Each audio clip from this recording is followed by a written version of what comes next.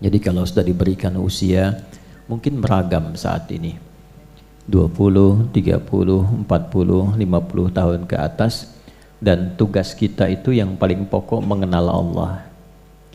Jangan sampai Allah sudah tampakkan keagungannya, Allah mengenalkan dirinya lewat pandangan kita, kelihatan orang-orang yang salat, kelihatan orang-orang berzikir, kelihatan tanda-tanda Allah di alam semesta, tapi belum mampu mengenal Allah. Butuh berapa tahun lagi? Terdengar semua hal yang menunjukkan kebenaran Allah. Buka YouTube kok dengar tausiah, jalan tiba-tiba mendengar orang ngaji, pulang kerja kok dengar azan. Kalau sudah masuk lewat pendengaran, sudah puluhan tahun belum kenal juga Allah. Butuh berapa tahun lagi telinga ini difungsikan dan kelak akan dihisab. Termasuk juga kita diberikan oleh Allah anugerah akal untuk mencerna. Kita bisa mencerna dengan akal kita yang sehat seperti apa sifat-sifat Tuhan yang hak itu. Bagaimana yang harus bisa dipertuhankan itu. Seperti apa sifatnya, seperti apa keagungannya. Diberikan akal yang sehat, pendengaran yang sehat, pandangan juga yang kuat, sudah puluhan tahun tapi belum mampu mengenal Allah. Nah itu semua sumber pengetahuan satu saat akan dihisab. Quran surah ke-17 Al-Isra di ayat ke-36. Wala taqfu ma laysa laka bihi ilm inna as-sam'a wal basara wal fu'ada kullu ulaika kana anhu mas'ula. Jangan cepat bertindak pada sesuatu yang belum jelas dasar pengetahuannya. Sungguh semua dasar pengetahuan itu sumber-sumbernya satu saat akan dipertanggungjawabkan di hadapan Allah. Baik pendengaran, kenapa disebutkan pertama kali pendengaran? Karena ini yang pertama kali berfungsi. Bahkan sejak dalam kandungan, saat terlahir mata belum jelas memandang, tapi telinga mendengar. Karena itulah orang tua di awal-awal anak masa kelahiran itu senantiasa diajarkan dalam Al-Quran dan hadis-hadis Nabi Muhammad SAW untuk memperdengarkan yang baik-baik. Itulah sebabnya ketika awal baru terlahir itu ada sunnah untuk mendoakan, juga sunnah untuk mengazankan, ya. Jadi ada bagian-bagian yang diperdengarkan yang baik. Setelah itu jangan cukupkan pada kalimat itu. Konsisten orang tua itu selalu berinteraksi pasangan dengan berbicara yang baik-baik karena anaknya dengar, ya. Jadi kalau misalnya bahasa-bahasa pasaran dipakai saat anak baru tumbuh, nanti begitu dia mulai bicara yang keluar tuh kata-kata orang tuanya, ya. Cantik sini, apa lu? Nah itu biasa bapaknya mungkin, ya. Itu bapaknya atau ibunya. Jadi itu yang pertama pendengaran. Kemudian penglihatan, wal basar, ya. Dan basar itu sifatnya sesungguhnya itu pandangan yang kuat terhadap objek. Gampangnya begini, kalau Anda misalnya ke sini masuk kan lepas sendal, ya. Nah ini kan keluar nyari sendal kan. Begitu menemukan sendal Anda kan langsung tuh semua konstruksi dalam pandangan kita itu optiknya langsung fokus, oh ini punya saya, tajam, jadi langsung bisa membedakan mana punya Anda, mana punya orang lain. Itu basar namanya.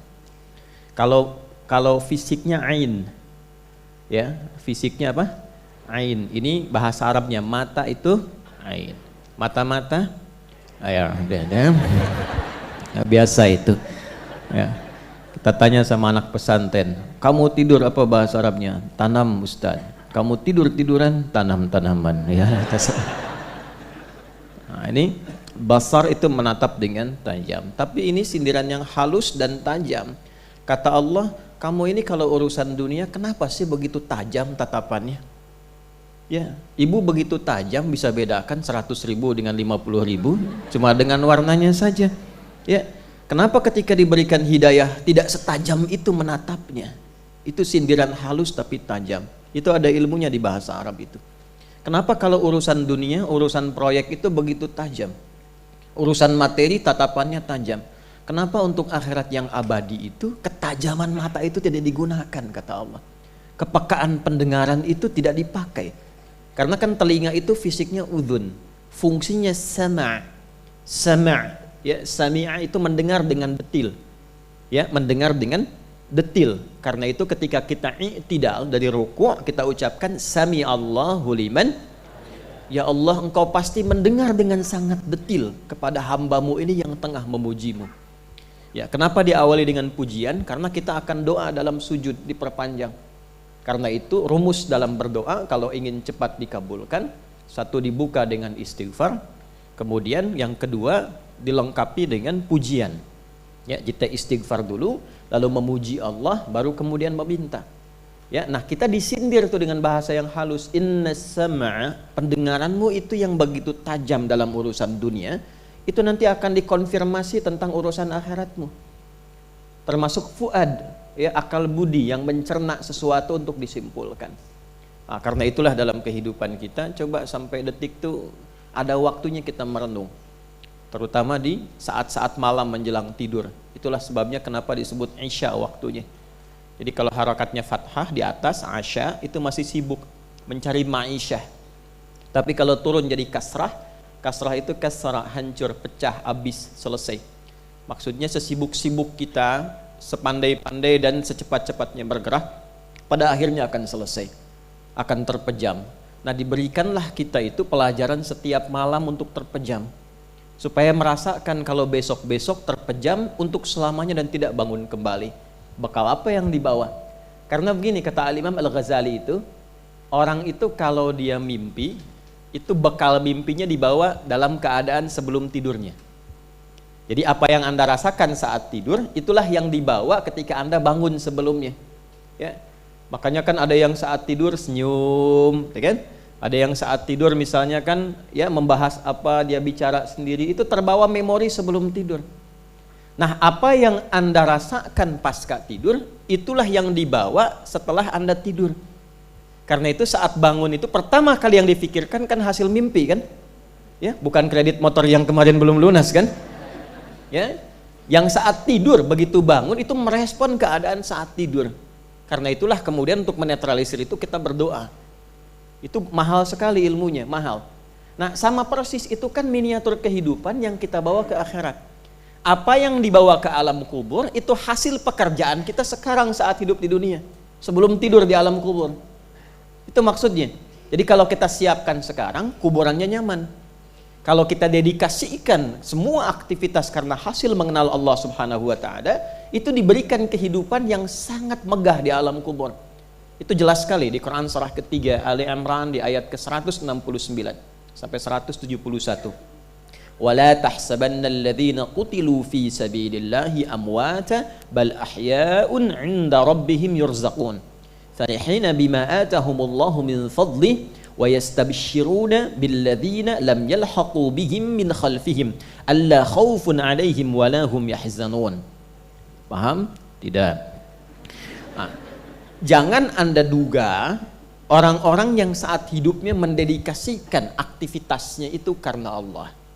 Ya, dia tetap seperti orang di dunia pada umumnya. Dia kerja, kalau guru dia mengajar, kalau petani dia bertani, ada yang berkebun, ada yang kerja kantoran, ada yang di birokrat, diplomasi, berdagang, berbisnis, macam-macam. Cuma bedanya apa? Dia lakukan semua itu karena Allah, karena dia kenal Allah. Ya, karena dia kenal Allah. Dia mau minum nih, kan semua orang juga minum, ya kan? Untuk menjaga bagian dari kekuatan hidupnya, dia minum, yang lain juga minum.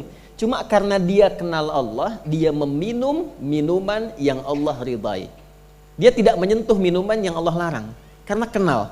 Jadi nggak semua diminum. Dan dia pun ketika akan minum, dia berusaha untuk mendapatkan ridha Allah. Karena itu dia sebutkan Bismillahirrahmanirrahim. Ya, baknya di situ sababiyah. Saya minum ini karena Allah. Kalau Allah nggak perintahkan, saya nggak minum. Gitu. Ya, kalau Allah nggak perintahkan, saya tidak minum. Kalau Allah larang, nggak akan saya minum. Kalau di depan minuman saya yang dilarang oleh Allah, nggak akan saya minum. Makanya itu kalimat fitrah. Nggak ada orang minum bir pakai Bismillah. Bismillah, dosanya hilang dikit lah. Nggak ada. Itu fitrahnya menolak. Fitrahnya nolak. Nah, ba itu kan fungsinya 14, ya kan? Di dalam bahasa Arab itu. Jadi antara fungsinya sababiyah, sebab, ghayah, tujuan. Saya minum ini karena Allah. Nah, minuman itulah yang ketika dikonsumsi langsung turun ridha Allah di dalamnya. berikan ia ya pulsa pahala, ajrun, tuliskan hasanahnya, perbuatan baiknya, lalu jadikan minumannya itu berkah untuk aktivitasnya. Ya, jadi kalau Anda minum lillah karena Allah, itu ada berkah di dalamnya. Berkah itu maksudnya energi yang mendorong kita pada kebaikan. Ya, karena orang makan minum itu kan menghasilkan energi kan, diolah jadi energi. Tapi tidak semua makanan itu jadi energi positif. Ya, koruptor minum juga, makan juga, pencuri makan, penipu minum. Kok bisa dia makan dan minum tapi energinya digunakan untuk menipu? Ya kan? Nah, kalau Anda menginginkan energi itu positif dan baik, maka sebutlah nama Allah dalam setiap makanan dan minuman yang kita konsumsi. Itu gambarannya. Hidup itu pilihan, silahkan memilih yang mungkin bisa kita pilih. Pada akhirnya kita akan kembali kepada yang menciptakan kita.